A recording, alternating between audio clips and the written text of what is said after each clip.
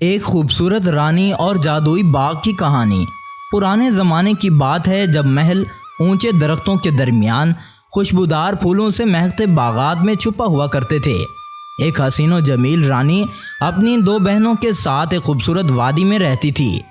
इस वादी का नाम नूर गुलिस्तान था, जो दो पहाड़ों के दरमियान ऐसे छुपा हुआ था जैसे ख्वाबों में छुपा कोई राज हो। रानी का नाम कोई नहीं जानता था। इसके हुस्न की कहानियाँ अब भी परिंदे गुनगुनाते हैं। वो एक खूबसूरत महल में रहा करती थी जिसके बाहर एक शफाफ नदी बहती थी। नदी का पानी इतना साफ था कि रानी और उसकी बहनें जब वहाँ आईना देखती तो वो खुद को देखकर बहुत ज़्यादा रश करती थी।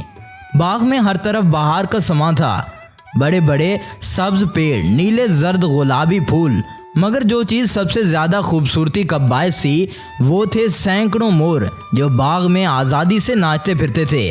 इन मोरों की पुरगरूर चाल और इनके पर जब रोशनी में झलझलाते तो ऐसा लगता जैसे बाग में कौसे गज़ा उतर आई हो।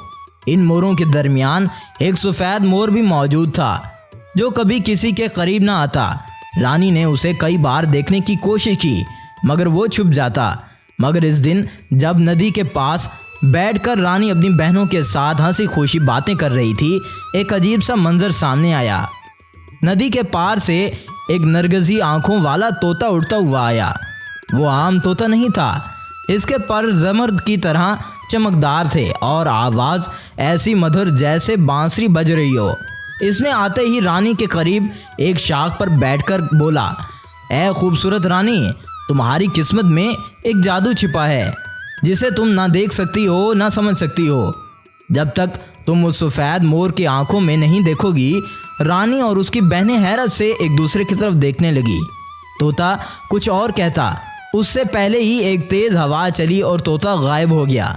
इसी लम्हे दो पहाड़ों के दरमियान पीछे से किसी औरत की पुरस्रार हंसी सुनाई देने लगी, एक ऐसी हंसी जो नदी के पानियों में लरजने लगी।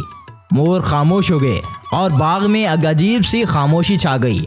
सुबह का सूरज बाग में उतर चुका था, रोशनी फूलों पर चमक रही थी और नदी में सोने की लकीरें बह रही थी। मगर रानी के दिल में तोते की बातों का राज अभी तक गूंज रहा था। जब तक तुम इस सफ़ेद मोर की आंखों में नहीं देखोगी, वो नाश्ता छोड़कर बगैर किसी को बताए बाग के दूसरे किनारे की तरफ चल पड़ती है जहां अक्सर वो सफ़ेद मोर छुपा रहता था। इसके कदम फूलों पर पड़ ही रहे थे लेकिन उसका दिल किसी अनदेखे खौफ से लरज रहा था। जब वो नदी के पास इस किनारे पहुंची तो देखा कि सफ़ेद मोर एक बड़े पीपल के दरख्त के नीचे खड़ा है। उसकी आंखें ख्वाब जैसी गहरी और चमकदार थीं। रानी ने कदम बढ़ाया तो उसे पीछे मुड़कर देखा। इसी लम्हे जैसे वक्त थम गया हो, रानी ने पहली बार इस मोर की आंखों में आंखें डाली। अचानक हवा का रुख बदला और दरख्तों के पत्ते तेजी से लरजने लगे। सफ़ेद मोर के पर एकदम सुनहरी रोशनी में तब्दील हो गए। वो खोलकर नाचने लगा और फिर एक घूमती हुई चमक में बदलकर फिजा में बुलंद हो गया। रानी ने हैरत से देखा कि मोर के गायब होते ही ज़मीन पर एक कदीम जादुई कालीन नजर आने लगा। आहिस्ता आहिस्ता फिजा में उड़ने लगा। कालीन पर सुनहरी धागों से कुछ अजीब व गरीब निशान बने हुए थे, कालीन जैसे रानी को दावत दे रहा हो। रानी ने हिचकिचाते हुए इस पर कदम रखा। ज्यों ही वो कालीन पर बैठी, कालीन फिजा में बुलंद हुआ और बाग, नदी सब नीचे रह गए। कालीन उसे एक दूर वीरान पहाड़ की तरफ ले गया। वहाँ एक अंधेरी गार के दहाने पर उतरते ही कालीन ज़मीन पर ठहर गया। रानी ने गार में कदम रखा तो अचानक एक गरजदार आवाज़ गूंजी, कौन है जो मेरे कमरे में कदम रख रहा है बगैर इजाज़त के? रानी ने पीछे मुड़कर देखा तो सामने एक लंबा कद सियाह लिबास में लिपटी गहरी आंखों वाली औरत खड़ी थी, एक जिन्नी। मैं एक रानी हूँ, मुझे एक तोते ने तुम्हारे राज की खबर दी है, रानी ने कांपती हुई आवाज़ में कहा। जिन्नी मुस्कराई मगर उसकी मुस्कुराहट में कोई नरमी ना थी। अगर तुम हकीकत जानना चाहती हो तो 3 सवालों का जवाब देना होगा। एक भी गलत हुआ तो हमेशा के लिए इस गार में कैद हो जाओगी। फिजा में सन्नाटा सा छा गया। नदी की मौसीकी अब सिर्फ याद में थी। रानी ने आंखें बंद की और दिल में गौर किया, अगर मैं सच्चाई से पीछे हट गई तो ना खुद को जान सकूंगी ना उस जादू को जो मेरे अंदर छुपा हुआ है। पूछो अपने सवाल, रानी ने मजबूती से कहा। जिन्नी ने हाथ उठाया और फिजा में 3 चमकते हुए चिराग जाहिर हुए। पहला सवाल, क्या तुम किसी ऐसे सच पर यकीन रखती हो जो तुम्हें तकलीफ दे? रानी ने पल भर के लिए आंखें बंद की। महल में ऐश व अशरत की जिंदगी, बहनों की हंसी और नदी का सुकून सब याद आया, लेकिन उस तोते के अल्फाज अब तक जहन में गूंज रहे थे। रानी ने कहा, हाँ, अगर वो सच मेरी हकीकत को बेनकाब करे तो मैं तकलीफ गवारा कर लूँगी। चिराग में तेज रोशनी फूटी और पहला सवाल कामयाबी से गुजर गया। जिन्नी ने दूसरा और तीसरा सवाल भी कर दिया और रानी इन पर पूरा उतर पाई। पहाड़ की दीवार चपटी और गार में एक रोशन राहदारी नमूदार हुई, जिसके आखिर में चांदी के दरवाजे खुले। रानी जैसे ही उस दरवाजे से गुजरी, एक नए बाग में जा पहुंची। ये बाग उसके अपने बाग से बहुत ज़्यादा खूबसूरत था। सब ज़मीनी कालीन और पानी की नहरें, आसमानी फूल और मधुम खुशबू। इस बाग के बीच में एक औरत खड़ी थी। इसकी आंखों में नीले समंदर जैसी गहरी और बाल काले बादलों जैसे। इसने रानी को देखकर और मुस्कुराया। मैं वो हूँ जो सदियों से लोग ख्वाबों में देखते हैं। मैं हूँ तुम्हारी किस्मत का आईना और तुम्हारे सफ़र का दूसरा चेहरा। रानी की सांसें रुक गईं। क्या तुम एक और रानी हो? वो औरत आहिस्ता से बोली। नहीं, मैं तुम्हारा मुस्तकबिल हूँ, और अगर तुम चाहो तो हम दोनों मिलकर एक नया दरवाज़ा खोल सकते हैं जो तुम्हारे बाग को आसमान से जोड़ दे। फिर उस औरत ने एक सुनहरी झुमका रानी को दिया, जिसके अंदर एक छोटा सा नीला शोला जल रहा था। इस शोले में एक ऐसा मोर बंद है जो किसी दिन तुम्हें वो दिखाएगा जो आज तुमने नज़र नहीं देखा था। रानी के दिल में एक नया एहसास जागा, जैसे वो अब महज एक रानी नहीं बल्कि एक ऐसी औरत बन चुकी थी जिसके पास अपने अंदर के राजों को खोलने की हिम्मत है। जैसे ही उसने वो नीला शोला अपने हाथों में रखा, उसके हाथ गर्म होते गए और एक अजीब सा एहसास महसूस हुआ। अचानक एक ज़ोरदार आवाज़ गूंजी, और देखो, वो तुम्हारा मोर है, जाओ उसे ढूंढो। सफ़ेद मोर वहीं तुम्हारे पास है, उस नदी के किनारे पर मौजूद होगा।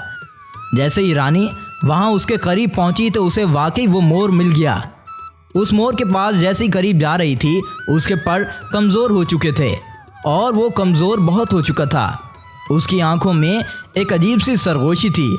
उसने धीमी आवाज़ से कहा, अगर तुम्हें मुझे हासिल करना है तो तुम्हें सबसे पहले उस औरत को ढूंढना होगा जो वक्त के बाहर कैद है। रानी चौंक गई। कौन औरत? कैसी औरत? बस यही कहना था कि मोर गायब हो गया, ये कहते हुए कि मैं तुम्हारे बाग का रखवाला था और हमेशा तुम्हारे बाग में रहता था, जो कभी नज़र भी किसी को नहीं आता था। अब रानी हैरान हो गई थी कि अचानक मोर कहाँ गायब हो गया है। जैसी वो ये सोच रही थी, उसकी आंखें खुलती हैं और वो अपने आप को दोबारा अपने उसी बाग में पाती है जहाँ वो अपनी बहनों के साथ हंसी खुशी खेल रही थी और नदी में हाथ मार रही थी। मगर रानी अब वो रानी ना थी। उसकी आंखों में जादू का अक्स था, उसके हाथों में राज और उसके दिल में एक नया सवाल। वो औरत कौन है जो वक्त के बाहर कैद है? सुबह की रोशनी बाग में उतरी, जैसे आसमान ने चांदनी को गुलाबी रंग में डाल दिया हो। रानी का चेहरा पुरसकून था, मगर दिल में एक नई तड़प जाग उठी रही। वो औरत कौन थी जो वक्त से बाहर कैद थी, और क्या वाकई उसका ताल्लुक उससे था?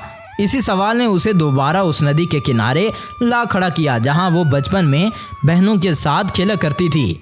नदी के पानी में अब कुछ और दिखाई दे रहा था, एक धुंधला सा अक्स, जैसे किसी आईने का जो पानी के नीचे दबा हो।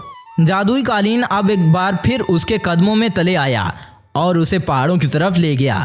रास्ते में वो दरख्तों, नदियों और वादियों से गुजरा, मगर हर मकाम उसे ये एहसास हुआ जैसे कोई उसकी निगाहों से छुप रहा हो, कोई जो करीब भी हो और दूर भी।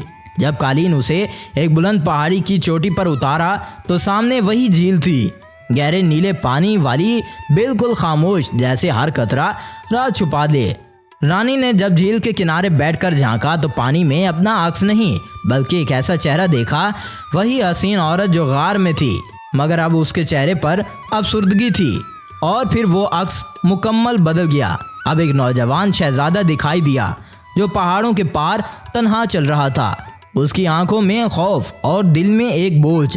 पानी में आवाज़ गूंजी, ये वो शहजादा है जो ख्वाब देखने से डरता है, क्योंकि उसका हर ख्वाब सच निकलता है। रानी ने हैरत से वो मंजर देखा जहाँ शहजादा एक सुनहरे दरख्त के नीचे खड़ा था और अपने आंसू ज़मीन पर बहा रहा था। फिर अचानक उसने गर्दन उठाई और बराह रास्त रानी को देख लिया, जैसे वो पानी के उस पार से जान गया हो कि कोई उसे देख रहा है। पानी की सतह पर हलचल हुई और अगले लम्हे रानी के सामने वही शहजादा हकीकत में खड़ा था। शहजादे ने आहिस्ता से पूछा, क्या तुम वो हो जो मेरे ख्वाब में आई थी? रानी खामोश रही, उसकी दिल की धड़कन तेज हो चुकी थी। रानी ने कहा, मैं वो हूँ जो तुम्हें आज़ाद करेगी, ख्वाब से नहीं हकीकत से। शहजादे की आंखों में वो कुछ चमका, जैसे वो बरसों बाद किसी ने उसकी हकीकत को तस्लीम किया हो। उसने कहा, तो चलो मेरे साथ, क्योंकि वो औरत जिसे तुम ढूंढ रहे हो वो मेरे किले के आईने में कैद है और वो सिर्फ तुम्हें पुकार रही है। और फिर आसमान पर बादल छा गए, ज़मीन ने हल्की लर्जिश की और झील के नीचे से एक जादुई कश्ती नमदार हुई जो सिर्फ उन्हें ले जाने आई थी। अब उनका अगला सफ़र किले की तरफ था, जहां वक्त से बाहर कैद औरत आईने की पोस्ट पर इंतज़ार कर रही थी। शहजादे के साथ रानी जब उस जादुई कश्ती में सवार हुई तो हर तरफ बादलों का समंदर फैल गया था। कश्ती आसमान में तैर रही थी, जैसे वो दुनिया से बाहर किसी और मकाम की तरफ जा रही हो। शहजादा खामोश था, उसकी आंखें बहुत कुछ कह रही थीं, लेकिन ज़ुबान जैसे खामोश हो। जल्द ही कश्ती एक बड़े सुनहरी किले के सामने जाकर रुकी, जो बादलों के बीच में मौलिक था। इसके दरवाजे खुद ब खुद खुल गए और जब वो अंदर दाखिल हुए तो रानी की सांस थम गई। ये किला किसी इंसान ने नहीं बनाया था, बल्कि ये मुकम्मल तौर पर ख्वाबों से बनाया गया था। दीवारें शफाफ थीं, छत नीले आसमान से मिली हुई और हर कमरे में आईने थे, बड़े छोटे लंबे खमदार, और आईने में मुख्तलिफ चेहरे, मुख्तलिफ कहानियाँ और मुख्तलिफ वक्त झलक रहे थे। और जैसे ही वो रानी को एक कमरे में ले गया, वहाँ वो आईना मौजूद था जिसके बारे में शहजादे ने कहा था। उस आईने में रानी की शक्ल की बजाय वो औरत जाहिर हुई। उस औरत ने कहा, मैं तुम हूँ और तुम मैं। रानी अचानक हैरान हो गई कि ये कैसे मुमकिन हो सकता है कि आईने में मैं खुद ही हूँ, इसके बरक्स कि मेरा चेहरा इससे मुख्तलिफ है। अब उस औरत ने कहा, अगर तुम सच्चाई बयान करोगी तो मैं बाहर आ जाऊंगी। अगर तुमने कोई गलत बयानी की तो आईना टूट जाएगा और तुम इसमें हमेशा के लिए कैद हो जाओगी। ये सुनकर रानी हैरान हो गई और उसने कहा, मैं हमेशा अपनी बहनों के साथ खामोश खुशी गुजारती थी और ये हकीकत है कि मैं हमेशा नेक अमल किए और कभी किसी को नुकसान नहीं पहुंचाया, और अब भी तुम्हें बचाने के लिए आई हूँ। ये सुनकर वो औरत खुश होने लगी और उसने कहा कि तुमने हकीकत बयान की है, अब मैं आज़ाद हो गई हूँ। वो औरत बाहर आ जाती है और कहती है, मैं आपसे तुम्हारी मुहाफिज हूँ। शहजादे ने कहा, अब महल तुम्हारे लिए तैयार है, अब तुम इसकी नई मालकिन हो। मगर रानी ने एक लम्हे के लिए आसमान की तरफ देखा और आहिस्ता से कहा, नहीं, अभी एक और रास्ता बाकी है। अब इसके बाद उस रानी ने फैसला किया कि मुझे वो ज़िंदगी अजीज़ है जब मैं अपने महल में खूबसूरत ज़िंदगी गुजार रही थी और अपने बाग में हंसी खुशी अपनी बहनों के साथ ज़िंदगी गुजारती थी, और परिंदे चहचहाते थे, मोर गुनगुनाते थे और एक अलग ही मौसम था, क्योंकि मुझे वो ज़िंदगी अजीज़ है यहाँ की ज़िंदगी से। और अचानक ये कहते ही जादुई कालीन उसके सामने हाजिर हुआ और वो वापस अपने उस बाग में आ पहुँची जहाँ वो पहली मर्तबा खड़ी थी। अब उसकी आंखों में एक अजीब सा सुकून और चमक थी। उसे महसूस हुआ कि उसने अच्छा फ़ैसला किया है और उसने अपनी दोबारा बहनों के साथ हंसी खुशी ज़िंदगी गुजारना शुरू कर दिया। तो ये रही उसकी कहानी, जो एक फ़र्जी और ख़ूबसूरत कहानी थी। तो आपको ये कहानी कैसी लगी? अगर अच्छी लगे तो चैनल को सब्सक्राइब कीजिए। अगली वीडियो तक इंतज़ार कीजिए। शुक्रिया।